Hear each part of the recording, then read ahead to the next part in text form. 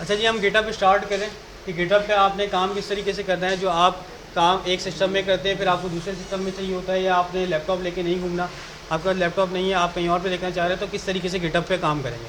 GitHub पे काम करने से पहले आपके पास गिटअप का अकाउंट आपके पास बना होना चाहिए। तो आप गूगल पे आपके पास एक अकाउंट आप क्रिएट कर लें।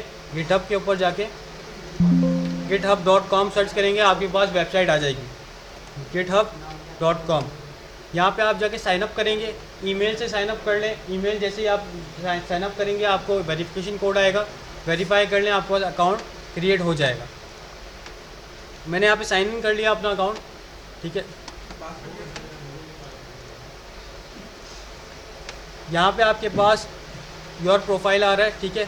प्रोफाइल के अंदर आप प्रोफाइल यहाँ पे आपने चले जाना है डायरेक्ट। जैसे ही लॉगिन करेंगे आपने प्रोफाइल के अंदर चले जाना है, ठीक है। जैसे ही प्रोफाइल के अंदर जाएंगे यहाँ पे आ रहा है overview, repositories, projects, package, star. हमने जाना है रेपोजिटरीज़ के अंदर। रेपोजिटरीज़ के अंदर आप जाएंगे, रेपोजिटरीज़ का मतलब होता है आप फोल्डर बना रहे हैं, तो फोल्डर हम यहाँ पे एक क्रिएट कर रहे हैं। जैसे यहाँ पे टेकविज ट्रेनिंग के नाम से मेरे पास एक रेपोजिटरी बनी हुई है, इसी तरीके से एक्सेल लर्निंग के नाम से बनी हुई है। तो आप यहाँ पे एक रेपोजिटरी क्रिएट करें, उसके लिए आपने न्यू पे क्लिक करना होगा। न्यू जैसे ही आपने क्लिक किया है तो आपको अब यहाँ पे रेपोजिटरी का नेम पूछ रहा है, ठीक है।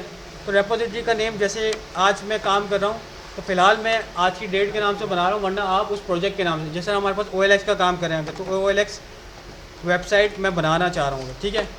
अब ये वैसे रखा है नाम, आप अपनी वेबसाइट का नाम रख दोगे यहाँ पे, ठीक है। मैंने नाम रख दिया यहाँ पे। डिस्क्रिप्शन अगर रखनी है आपने यहाँ पे डिस्क्रिप्शन ऐड करते, नहीं तो बस क्रिएट रेपोजिटरी करेंगे, आपके पास ये एक रेपोजिटरी क्रिएट हो जाएगी। ऑनलाइन काम आपने बस इतना ही करना था। अब क्या करना है आपने, अब आपने गूगल पे जाना है और अब यहाँ पे आपने गिट बैश इंस्टॉल करना है। गिट बैश को आप डाउनलोड करेंगे। विंडोज़ के लिए अगर आप विंडोज़ इस्तेमाल करें, लिनक्स है तो लिनक्स के लिए डाउनलोड फॉर विंडोज़ आ रहा है, आप उसको क्लिक करें। आपके पास यहाँ पे डाउनलोड के लिए सेटअप आ जाएगा। 64 चाहिए आपको या फिर आपको, तो आप यहाँ पे 64 सेलेक्ट करें और ये डाउनलोड होना स्टार्ट हो जाएगा। जैसे ही डाउनलोड हो जाएगा आपके पास, आप इसको इंस्टॉल करेंगे। अच्छा, एक चीज़ ये देखनी होती है कि अगर आप किसी और के सिस्टम में काम करें तो पहले उस सिस्टम में जाके चेक कर लें कि किसी और का अकाउंट हो, गिटहब का लॉगिन नहीं है। अगर होगा तो फिर ये आपके पास मसला करेगा, आप कमांड चलाए जा रहे होगे लेकिन वो ऐड नहीं करेगा। हम यहाँ पे गिटहब ओपन करें, इंस्टॉल कर लिया हमने, बस यस करना है और आपने नेक्स्ट करते जाना है, ठीक है। एग्री करना है, इंस्टॉल किया।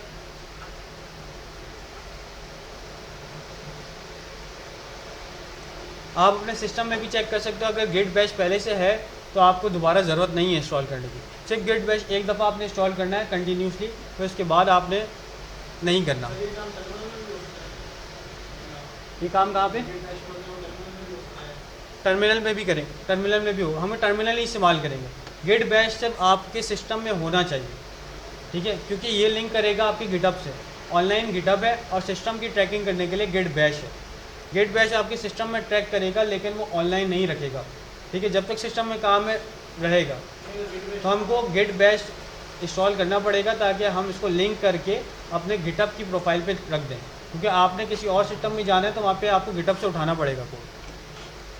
फिनिश किया, आपके पास ये गिटहब इंस्टॉल हो गया, सेटअप हो गया। अब हमने क्या करना है, सबसे पहले अपने सिस्टम में चेक करना है, अगर आपने पहले से गिटहब है, गिट बैश है, तो सिस्टम में जाके चेक करना है कि किसी और का अकाउंट तो नहीं है।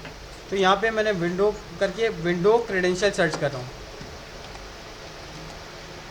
यहाँ पर आप क्रेडेंशियल सर्च कर सकते हो, क्रेडेंशियल मैनेजर सर्च कर सकते हो।